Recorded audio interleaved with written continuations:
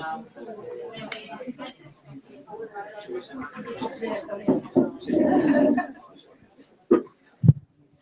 I really wanted to talk to you. Good. We have plenty of time today. Maybe not check now. That was an extended and undisciplined break.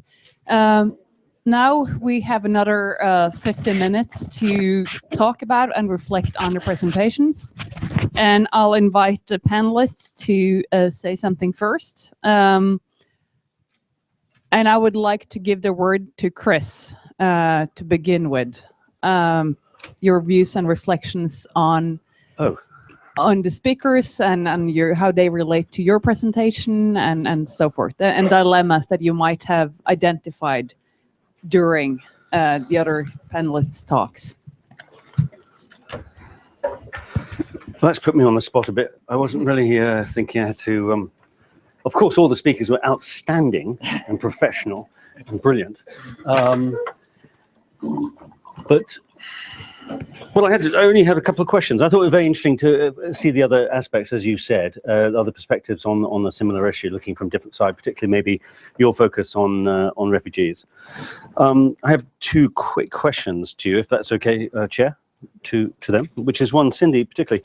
The way we were framing the problem was almost as if there were many very deserving refugees and asylum seekers who were not, and you did this as well, who were not being allowed to apply for asylum, even though they were deserving. And, you know, all these barriers in Europe preventing them.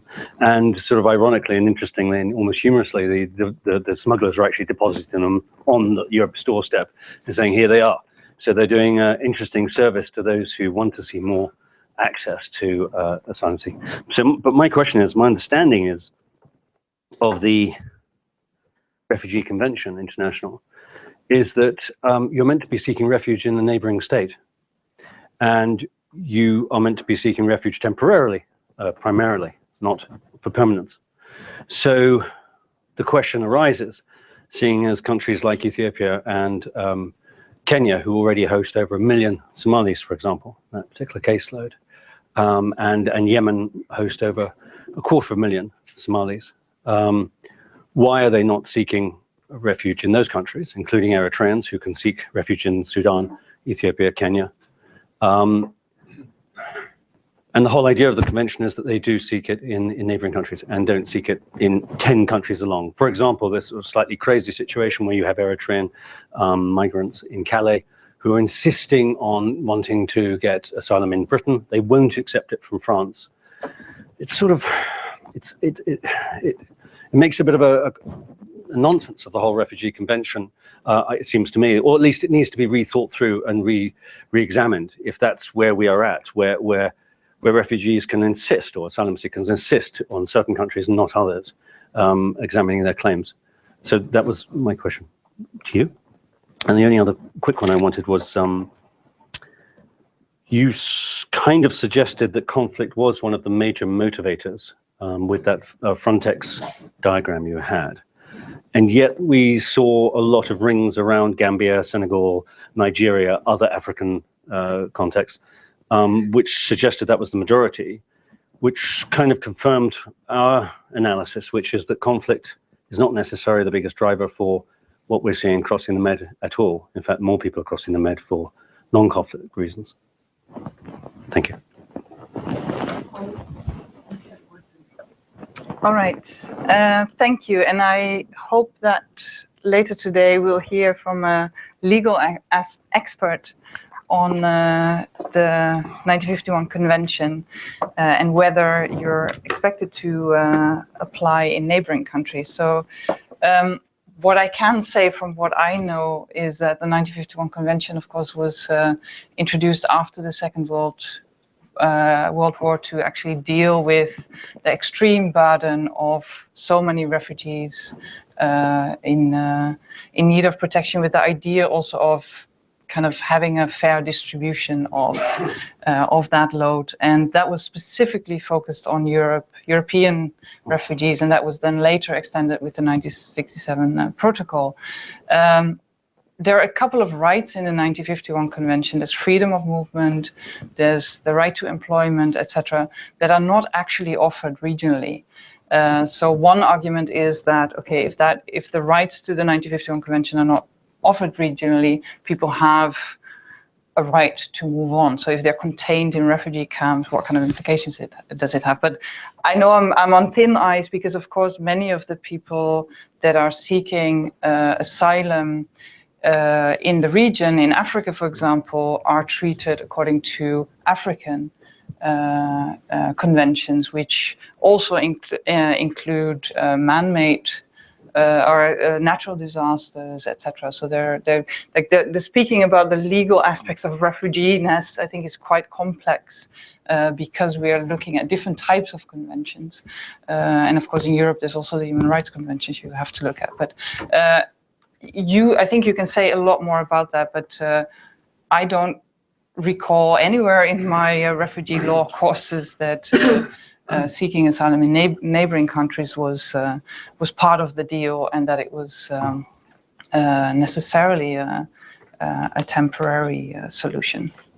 But we'll hear more from legal experts on this. Thank you. I'll also start by, should I wear a microphone? Or? Oh, you don't have that? Yeah. Sorry. I'll also start then by answering your question, which was about the drivers. And I think it's important to distinguish between the drivers of migration and the legal status and legal possibilities of people who arrive. Because I think the decisive thing for the policy dynamics is how, to what extent it's legally possible and politically feasible to send people back. And that has been much more the case in the past, for instance, with the Canary Islands, that regardless of what were sort of the real reasons why people left, they were either not applying for asylum at all or didn't meet the criteria, and it was just a matter of organizing the returns, the removals. Whereas a large proportion of the people who arrive now cannot, with equal ease, be sent back legally or politically. And I mean, many of them don't necessarily qualify for asylum, but they remain for humanitarian reasons, since just coming from a country at war is not necessarily enough to be given asylum. So that's where the shift has been very important, that the nature of the challenge for Europe is very different when we might have to accept the arrival of a much larger proportion than in the past. So I think it's important to try to maintain that difference between the rigidity of our categories and the complex reasons why people flee, without it immediately sounding like sort of labeling people as genuine or not genuine, or and so on. And also, a lot of people who flee real dangers still don't qualify for asylum. And that debate came up very well in the Americas last year, with all the children, especially fleeing criminal violence in Honduras. The chance of being killed there might be higher than in Somalia. So why, and certainly higher than in Eritrea, where the actual risk to your life is not very high if you just sit at home and go about your life. But you will be given asylum if you come to Europe. So I think this view of sort of the deserving refugees and the others is very complex from both the question of what are the drivers and in terms of how we classify them. And then I'd also like to return a question to you, which was, you brought up briefly at the end the Australian solution. And not as one we're advocating, no, just as a thorny question. Yes. And I think that actually relates to what I presented as the fundamental challenge of trying to be a continent that grants protection without actually granting protection too often. And the Australian policy has in a way tried to deal with that incompatibility by saying that, we'll offer some sort of protection, but we'll do it in a way which is so unattractive that only the people who really need it will go for it. And then that's failed for a number of different reasons, but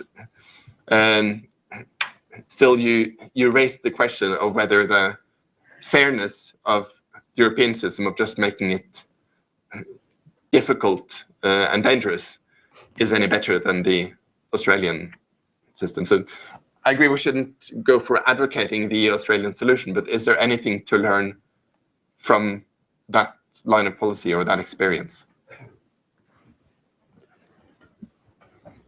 Very simply, do you want me to answer very quickly?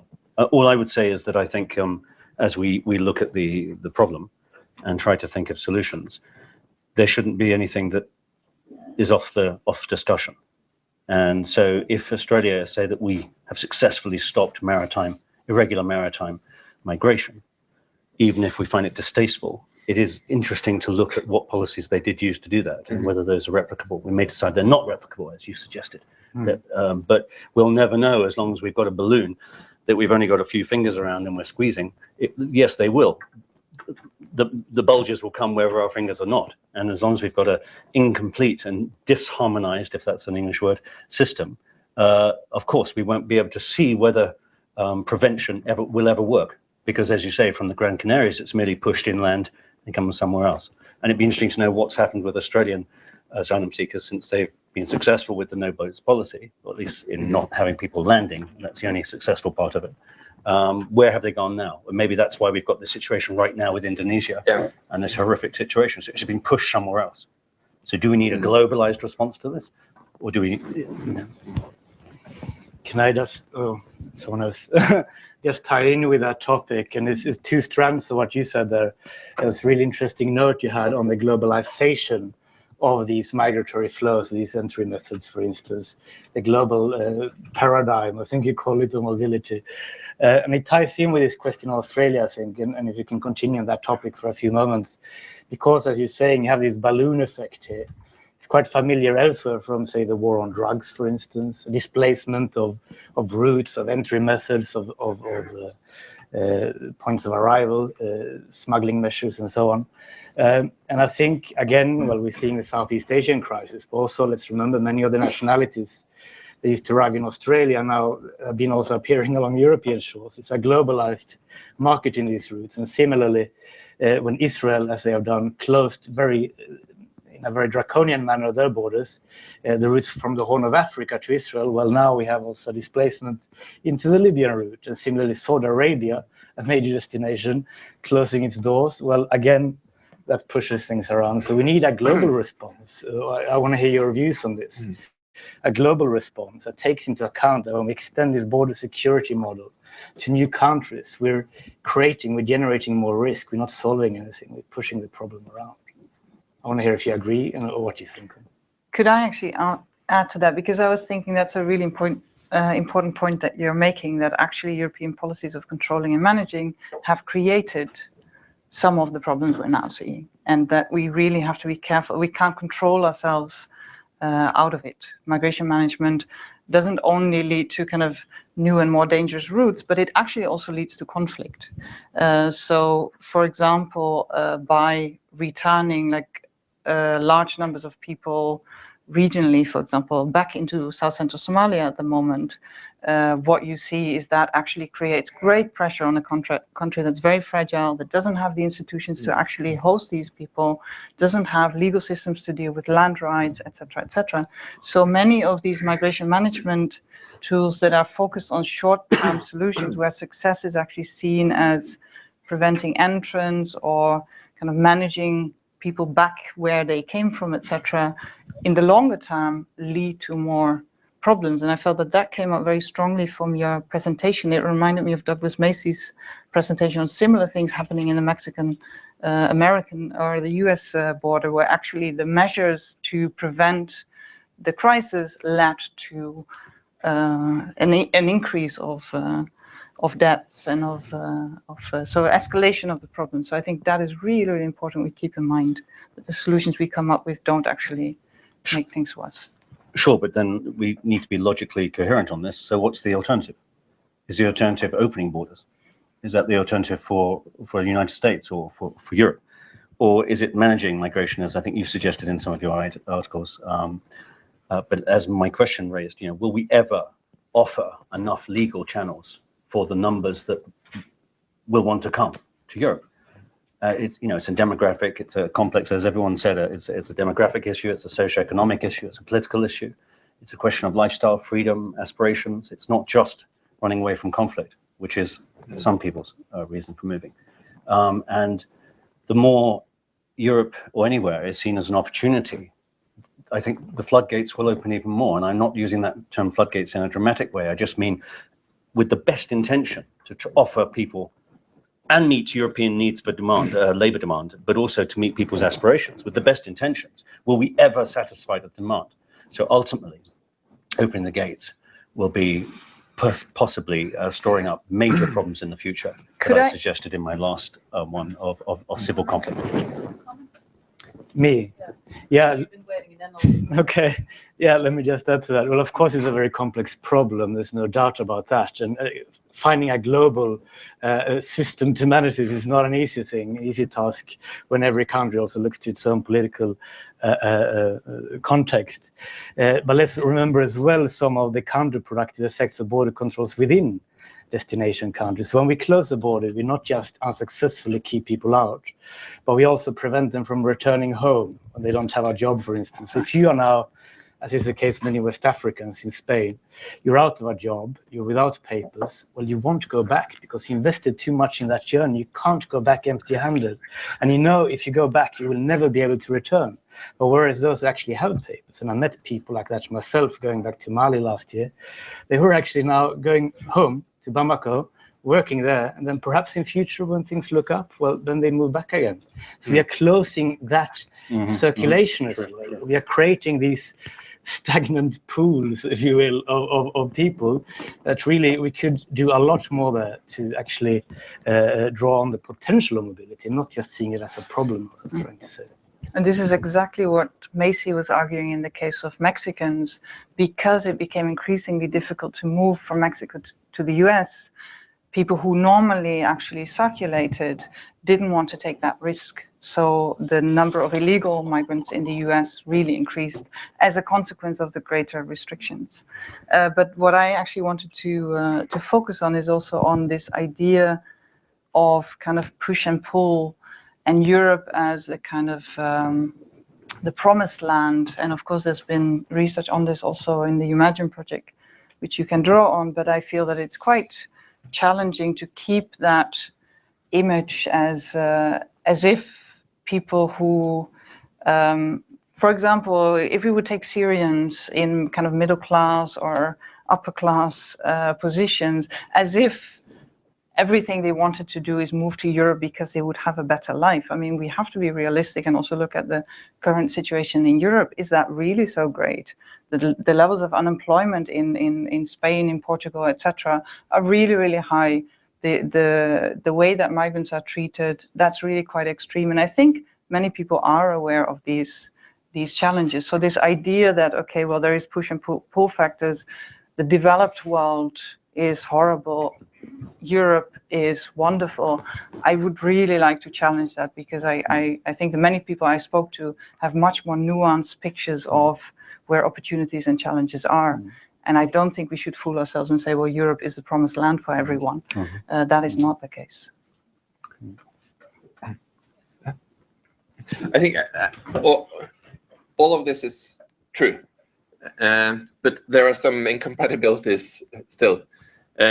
Of course, it's true that people who are here illegally will stay here illegally instead of circulating, and in that sense, if they have papers, we get more benefits. But then there are also lots of people back home in say Mali who would like to go to Europe if they had the opportunity.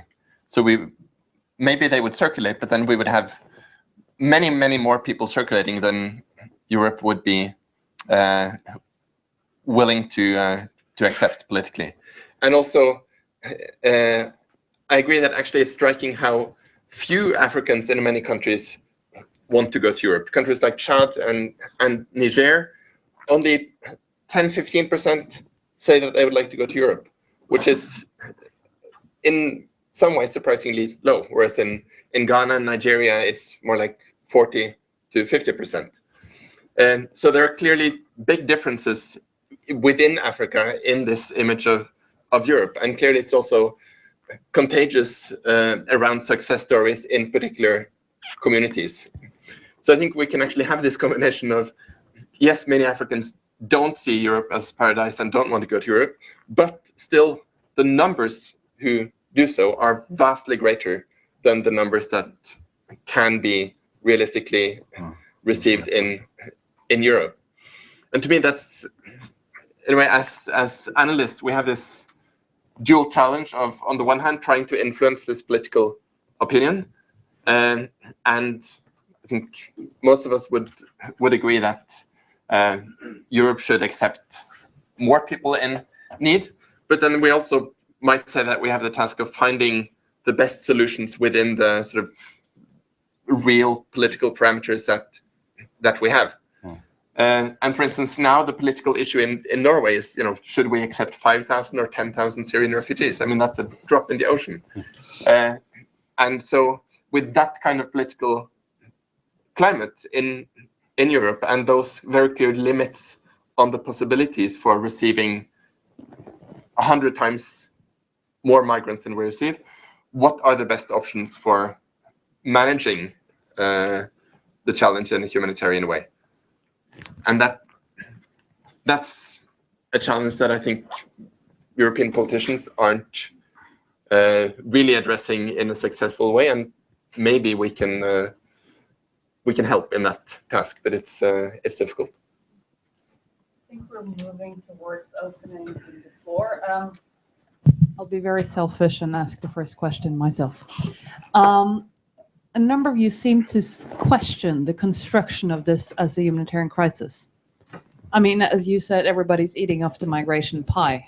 And constructing this as a crisis clearly increases the pie, for example, for humanitarian actors, and it also increases the number of available responses and expands sort of the discursive arsenal a bit. Do you see this as a humanitarian crisis, or what would be a more useful framing in your view? And I think it's mostly directed to you, but I'd love for the rest of you to chip in as well. Well, of course, what we're seeing now is a crisis with these large fatalities on Europe's shores. I mean, there's no doubt we're now reaching a point of You all said that the fatalities are quite small. No. Well, no. I think the death rate was a question, and the risks involved and so on. But the actual numbers we're seeing are quite high. I mean, this is unacceptable.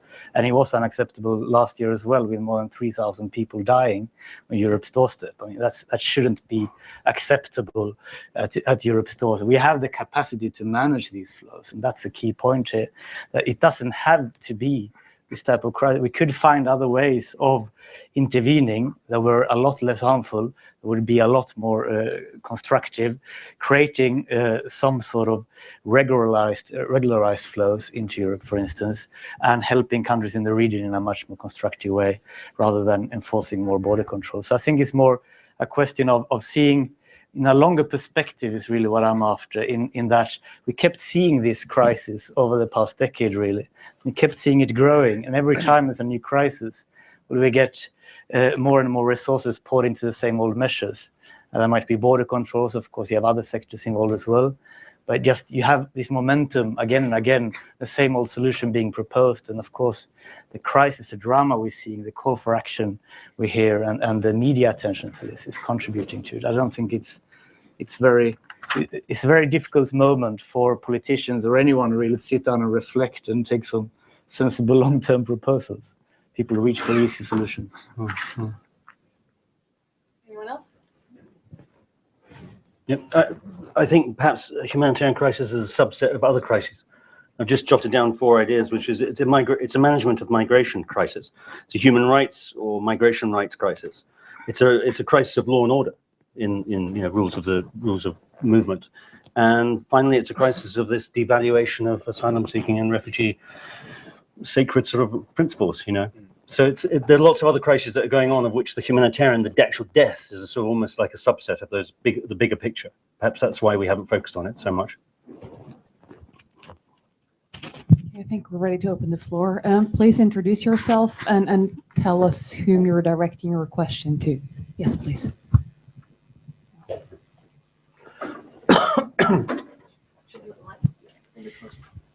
Thank you. My name is Vigdis Vevstad, and I'm a refugee lawyer. And Cindy, you proposed I should wait until the afternoon to comment, but I wasn't able to, I have to say. But I will speak in the afternoon also. Now, the question on how far does the refugee convention reach? Are asylum applicants, refugees, obliged to apply for asylum in the neighboring country? There is no such limitation in the convention. I think maybe what you, Christopher, were thinking about when you made the example between France and the UK is the Dublin Cooperation, which where one of the criteria is that it should be asylum should be applied in the first country where the person arrives. This is one of the criteria and maybe the one most in use. So there's the confusion there. And when it comes to temporary protection, also this is not an obligation in the Refugee Convention, but it opens up for cessation. There is a cessation clause in the convention, which means if circumstances change, both in regard to the person and in the home country, states may decide to return the person. In practice and worldwide, this is not the case, but states themselves decide what sort of protection to grant, whether it should be asylum on a permanent basis or on a temporary basis. This is not part of the convention, it's national law. Okay. If I may also ask a question, a small question. That was the refugee law lecture before. Okay. Now, a small question. I noticed that you, Christopher, mentioned that there are countries from where very few migrants try to make the journey, and I think you picked up on that also, Jørgen. And I was wondering if you could elaborate a little bit more on the reason why this is so, because you mentioned so many pull factors, which I would imagine would apply to most young people, for example, in most countries. What is the reason behind some specific countries not seeing many nationals leaving for Europe or elsewhere? Thank you. The gentleman in the back, please. Yeah. Thank you very much. Thank you, Sami, to all of you, especially thank you, Cindy. Your name, please? You brought back refugee into the picture. Sir, please introduce yourself. Yeah. There are two concepts, actually, which was confusing me: migration and refugees. Migration, definitely sure, Europeans themselves were migrated from Eurasia and occupied Europe. Number one, Europeans migrated to United States and occupied that area from Amerindians. That was migration. Anybody can migrate to neighboring country and find a job and live there. That's migration. But the African migrations or migrations from the third world are becoming headache to Europeans.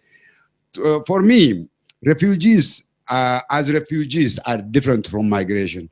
Refugees are not problem by themselves, but rather signs of problems. The last years, we from the West American-led, group, bombarded Iraq and bombarded Libya and bombarded Saddam Hussein. Hence, the result is refugees or immigrants, whatever. International order in that sense was completely destroyed, okay? And at the same time, we support dictators, refugee-producing regimes in Africa. For example, Ethiopia. Refugees from Ethiopia today are all over the world, especially in Yemen, more than 100,000. Saudi Arabia, women were sold to Arab countries as prostitutes, as slaves, and they're working there. Somaliland, no, who likes to live in Somaliland? Who likes to live in Yemen?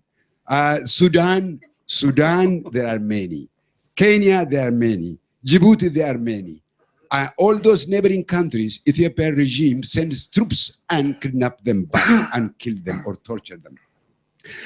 In Libya, lately, nobody of you talked now in this discussion. 28 refugees from Ethiopia were beheaded by Al-Qaeda group, ISIS group. In South Africa, there are Ethiopian refugees there.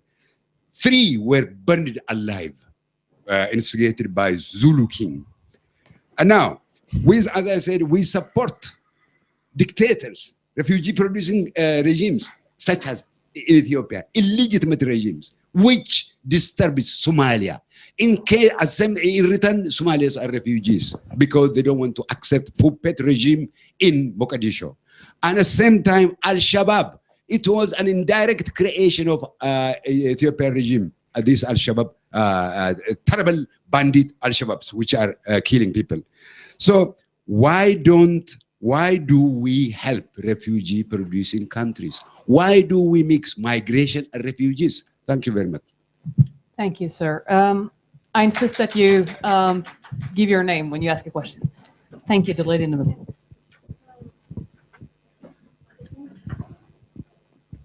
Hello, my name is Mary-Louise Seberg. I'm a research professor at NOVA. Do you hear me? Is it better now? Okay, my name is Mary-Louise Seberg, and I'm a research professor at NOVA here in Oslo. I thought it was really interesting to see all your presentations together, the way they sort of complement each other. You know, you got the first one, you thought, wow, that's a whole big picture. And then you get the next one and you think, that wasn't the whole picture. And then you get the next one, you think, you know, it's even more complicated. So it really, and I think with the last speaker now, we also had this added dimension, which was actually the box of worms that I wanted to open. Perhaps linking it a little bit to Ruben's presentation, where he said that you know, European countries are supporting the migration management that's been exported to West, to especially Mauritania and Niger.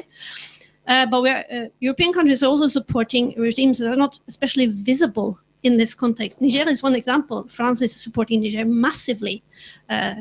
Financial aid, military aid is only one example. Togo is a very interesting case, I think, because not that many Togolese, it's a small country, but still not that many Togolese are trying to come to Europe. The borders to Ghana are very open, so that's where they go. The Togolese are the most unhappy population in the world, I think. They're on top of the list. You know, France is supporting Togolese repressive regime. It's been there since 1967. And nobody's interested in that. So I think the context has to be widened. You know, you cannot just put barriers in place and think that it's going to be okay. You say that you put your fingers to the balloon, but that balloon is going to burst. It's not, you know, you cannot just close it up. Thank you. I think we're going to let the panelists answer the questions. The reason why few people migrate from some countries, the question of propping up dictatorships, and the need for wider context.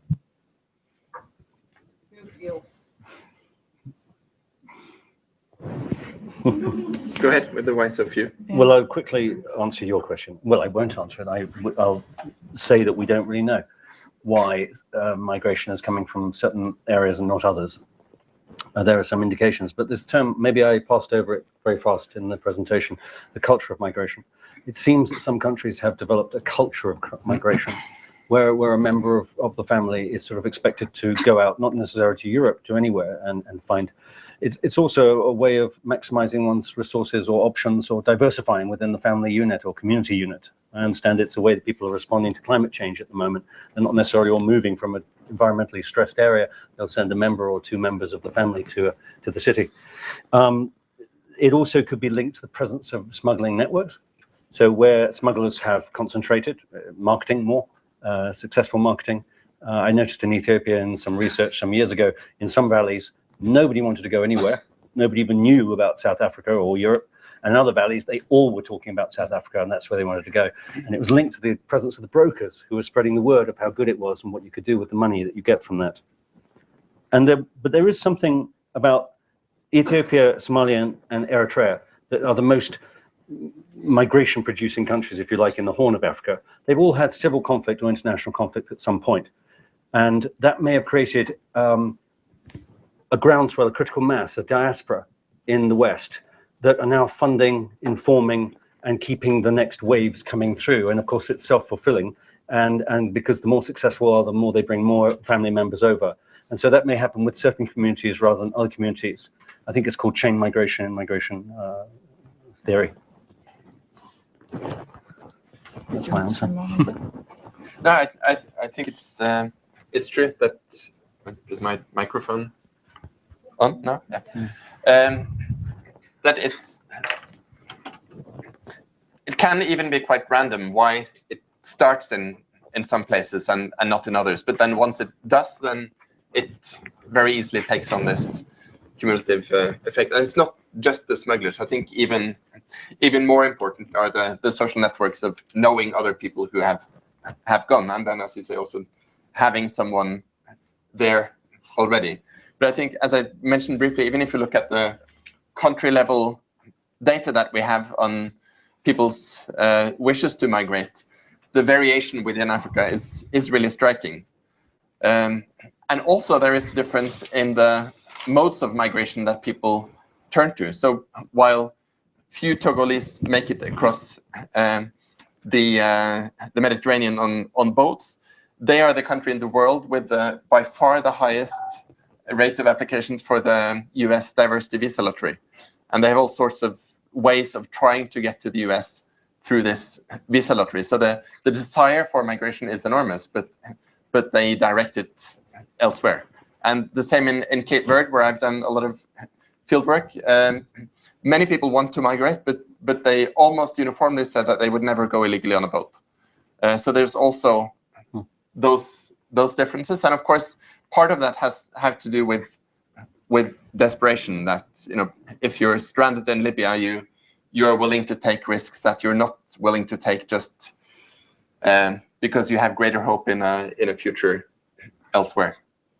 The final sort of theoretical point on this is you mentioned push and pull, which is of course a familiar set of terms, but we really have to complete in a way all four boxes of the diagram. You have in the countries of origin, you have the push factors, but also the retention factors, and in the countries of destination, you have the pull factors, but also the repulsion factors, because people do evaluate both positive and negative aspects of both.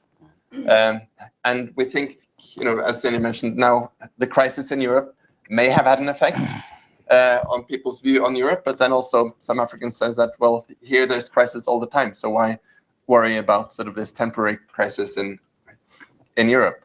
But yeah. Could I say something on the kind of the interconnectedness, I guess, with the gentleman in the back and Marie-Louise Seeberg? Daniel? Okay, Daniel. And I think, I mean, you mentioned many of the examples I was also thinking of, and also mentioning, for example, the Dadaab case where high officials were murdered. That was actually from the Ethiopian government, indeed.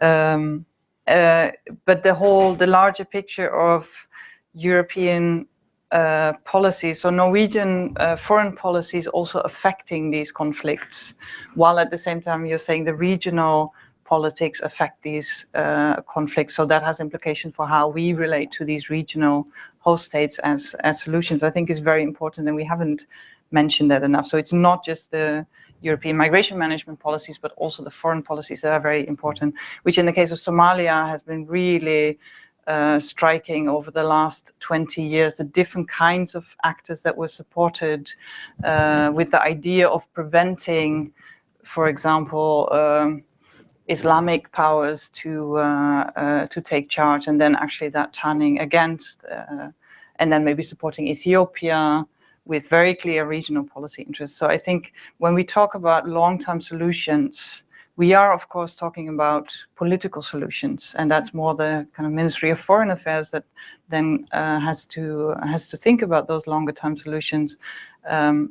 Really, really considering the implications of those policies, I think is really important. And I personally, I wouldn't want to be in that position where I had to guess okay, if I would bomb a certain, or if I would give the order to bomb a certain place, what kind of longer term effects does that have in a country? I think it's really, really difficult to know how our interventions in other countries, if we don't know exactly what we're doing and what the different parties are and how the power balances are going to shift, the political economic balances are going to shift, I can only say, wow, it's quite a difficult job. But I think that if we want to think about longer term solutions for what's now happening in the Mediterranean, we really have to think a lot more about these political interventions we're doing in places like Somalia, where we actually know quite little about all the different political players at stake. And we know quite little about the history of kind of power dynamics. We don't speak the language. We don't really know who's in charge where in Kismayo, because we can't go there because it's too dangerous. So I think that's also quite important to take into consideration when we talk about the longer term solutions, because those are political. Can I just Well, I'm going to actually elect to that group of people on the list. I really want to thank the gentleman in the back for bringing up this. You know, the fact that the threshold for resorting to military response has been very low the last decade and a half, and it doesn't seem to be going up. And now with the potential bombing and destruction of smugglers' vessels, I think we're going to see yet another chapter. I have 3 people on the list. The first is the lady in the middle, and then behind you, and then the gentleman in the back, and then you. Thank you. My name is Anne-Marie Borgwald. I work in the Ministry of Foreign Affairs. In the very first presentation, you made reference to UKIP and the fact that actually, if you look at the percentage-wise, they got 13% on the support, the voters. Well, I think that some of the support to UKIP also reflected the free movement of persons and the big enlargement of the EU in 2004. So it's the Polish plumber and the Bulgarians who arrived. So I mean, if we look at migration in Europe, if you look at what it consists of, it's many elements. So it's free movement of persons that you have within the EU, and which of course Norway is a part of, and then you have the visa-free areas. And I work on the Balkans, and then you have a number of countries which have a visa-free regime, which they're very keen to keep. So that affects, for example, Serbia. But you have a lot of Serbs taking advantage of this visa-free travel. They go to Europe and they stay. They don't go back as they should.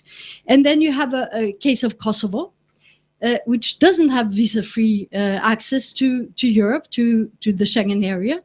And then not very long ago, you had a lot, 20 to 30,000 Kosovars running for the bus, heading through Serbia to Hungary, and wanted to go to Switzerland, Germany, Austria. And of course, that was pretty surprising to many of the border services in these countries. So I think when we talk about migration, from a public opinion point of view, migration is a lot of different things. Thank you. Thank you. Yes, you. Thank you. I'm Karin Afif from the Norwegian Red Cross, and thank you all for very interesting and enlightening presentations. Just a short comment from the humanitarian side of things. As a large humanitarian organization, I think it's concerning for the Red Cross to see that humanitarian response is increasingly conflated with border control measures and securitization. And that's also a challenge for us in terms of our operations and our mandate as an independent humanitarian organization. But increasingly solutions in third countries, I think Australia is a very good example of this, where the authorities basically won the humanitarian argument by saying that stopping the boats was the humanitarian answer, without actually addressing the broader root causes and the situation for migrants then stranded in countries such as Indonesia. Would like your comments on this, and also whether there has been a sort of a development on this over time. No, we have very little time left, so I'm going to ask the 3 people who have on my list to refrain from comments and just ask pointed questions. Yes, sir. No comments, just questions. I thank you very much for very brief presentation. You just illuminated by saying very short brief. So my question is going to go direct to one of you. EU has called the meeting. They met, and they used to meet when there is a immigrant crisis, especially this year. What kind of the emergency rescue that they provide right now in this situation? The state minister Prime Minister of Foreign Affairs stated that Norway has got send the ship to the Mediterranean to help. And what are the rest? What are they doing?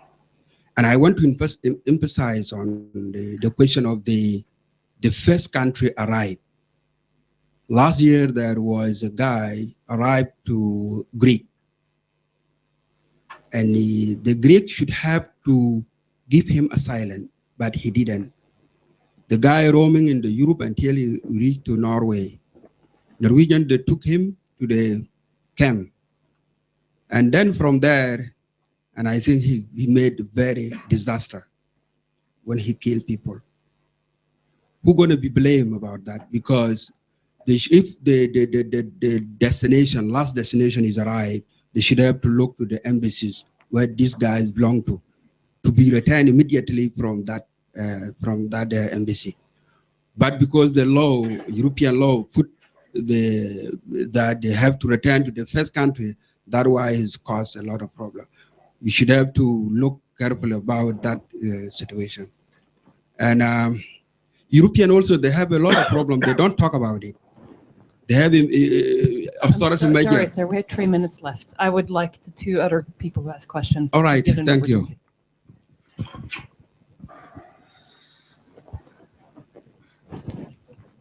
Hi, my name is Silja Brattberg. I'm working to set up an organization called Ung Exit to run activities for youth and children living in asylum reception centers. And my question goes to Jørgen Kalling.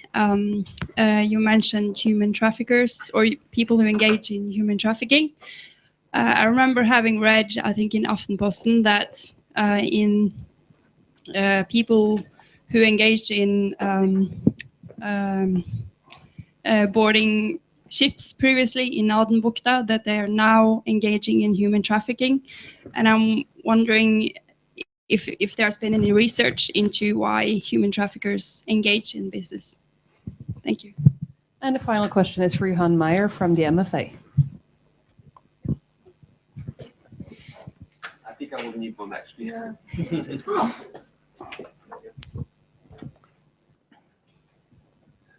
Hello. My name is Johan Meyer. I work as a refugee policy director at the Ministry of Foreign Affairs, and I've been following this discussion for a long time. And I also attended the meeting, the so-called protection dialogue in Geneva, organized by UNHCR in December, where Christopher Horwood attended as well. And I was struck back then about the sort of all the political sensitivities and the tensions that this question arises. And sometimes I have the feeling that this is more about political correctness than the facts actually that are unfolding, and what we know and what we don't know. And one of the most interesting things I have learned from both that meeting and today is about the new dynamics, how it all works, and the role of diaspora as well. And my question goes to all but Christopher Horwood, because I am worried about the convention, the refugee convention. I think this is, as was pointed out, this is not only a humanitarian crisis. These are several crises, one of them being a really big threat to the refugee convention. And I think if you look at the nationalities and the people arriving on the shores of Europe, when at the moment, I mean, the people who are coming from conflict-ridden countries are in minority. I mean, you have so many other categories of people, and when you hear stories about refugees, insisting on going to Great Britain and not being happy about being in France, it may be legally okay, but it's not politically okay for the European the public. I mean, I think that sort of attitude sort of undermines the whole refugee convention. And when you see that you have this asylum shopping which takes place, I think that questions the need of protection in the first place, and it becomes a question of social protection instead of sort of, which was originally in the refugee convention, political protection, fearing your life and persecution and so forth. So my question to the three of you is, are you not worried about the refugee convention? Thank you. And then I'll let each of you answer the questions you felt relevant. And we'll start with Chris. No, I wasn't asked any questions. No, seriously, which one would you like me to respond to? Because the last one I can't. Then I'll just. I'm fine. Yes, let's if you don't mind, talk. just move. Let's see. The one point on, I think again from you, Matthias. Yes, from Matthias. It is also about the whole issue of the Dublin Convention, as you pointed out, and I think a number of people have also suggested maybe doing away with this, because the challenge is that then kind of the country of fast arrival puts a lot of pressure. So the idea that you need to apply for asylum, the country where you first arrive, puts a lot of pressure on certain countries and not on others. So one suggestion has been actually to do away with the Dublin Convention, so that people can actually move to where they want to go without being sent back to Greece or but the other solution, which I also mentioned in the recommendation, is to have an effective EU-wide system where there is a division of responsibilities equally according to what is possible. Am I worried about the Refugee Convention? I mean, of course, I'm quite a die-hard believer in refugee protection, but at the same time, the Refugee Convention itself was problematic from the beginning. It was set up after the Second World War by certain countries with a particular frame in mind. It was providing civil political protection, excluding many of the other countries who were hoping, like for example the communist countries at the time, hoping for other rights that were not seen as important. So it was already very much politically situated, and it was also based on individual recognition rather than kind of group-based recognition or based on fleeing violence. So I'm very worried about refugees, not like people who need protection for their lives, not being able to get that protection, and that's increasingly what's happening because borders are increasingly closed.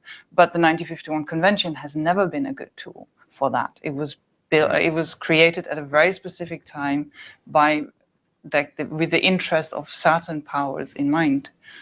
So it was already contested. It was never a global instrument. So yes, I'm concerned, but not necessarily just with the 1951 Convention, but more with how are people who need protection going to find that protection. Yeah, I'll start from the back, so start with the same question. That am I worried about the Refugee Convention? Not really, because like Cindy, I think it's the actual protection that matters. And I think part of the problem with making the convention sacred is that then our way of upholding it is actually creating a lot of problems in terms of protection and denial of protection and exposure to danger. So my whole point about Europe trying to have it two ways, or trying to have it both ways, was about, in a way, the cost of upholding the convention as it is. But then, of course, it's also understandable that so many people really want to hold on to that as it is, because we can imagine that any alternative would be worse for refugees. But it's pretty bad also as it is. So I'm tempted to agree with Chris that, you know, in a discussion about real solutions, all options should be on the table. Then about research on smuggling, the short answer there is that yes, there is some research, but it's quite fragmented from different places and different times. But the picture it produces is really one of huge diversity. For instance, sometimes it's not always so easy to distinguish between who is being smuggled and who is the smuggler. I mean, they can play both roles at the same time. And some organizations are very professional and complex. Others are very small scale and improvised. But the problem is when policymakers paint and the media paint this sort of universal picture of the evil human smuggler. Yes, he exists, but not as the only type. And then finally, to Karin on humanitarianism, I think it's definitely a concern, and it also raises the challenge to us, I think, to try to see the political and rhetorical realities in connection with the migration dynamics and operational challenges, and thinking about the whole picture when we see what's happening and what the solutions might be. So together with my colleague Maria Hernandez-Carretero, we wrote an article a few years ago that looked at how different narratives are connected with different policy measures, and how if you can label something as being about security or about protecting migrants, it's much easier to reach agreement among diverse actors. So I think both the humanitarian angle and the security angle tend to be pushed further because they're tools for reaching agreement, either within Europe or with states of origin and transit. So it's the article is in on display there. Thanks. Yeah. So let me just first of all second what you just said about, I'm also worried about protection issues rather than convention as such. And I think one part of the puzzle here is we're looking at origin countries, talking about, well, there's no conflict in Senegal, for instance. Well, many of the migrants who are now arriving over the Mediterranean, in fact, been in Libya for a long time, and there, in a third country, they face repression, they face a lot of difficulties and conflict. So there's another problem. There are a protection problem in relation to migrants who are in a third country and facing this type of situation. The other point was on humanitarianism. Yes, there's a fairly long history now on humanitarian justifications in terms of border control. Spain was pioneering that on West African coast, to talking about preemptive patrolling, pushing people back. I think we saw a trend last year with the Mare Nostrum operation, Italian water, so kind of an opposite trend of actually more genuine humanitarian operation. But now, unfortunately, there's some backtracking going on here, and more of that Australian type response, and this discourse of humanitarianism for border control purposes. And I think we should be worried about that, and we should certainly contest it. So this is what you get for having all these anthropologists on the panel. Nobody's worried about refugee convention. Well, I've been to law school a lot, and I'll express my worry and concern about refugee convention. So this has been a fascinating session. We've talked about culture of migration, militarization of migration, and humanitarization of border management. We've discussed the future of the refugee convention, and now we're going to have food. I've been told to tell you that you pick up your lunch and then you leave the room. You cannot hang out in that room. That would create chaos. So please come back here to enjoy your lunch. And we're going to see you again at 1 o'clock for the second session, EU and Norway, what legal and policy tools to respond to the increased migration flows. Thank you so much.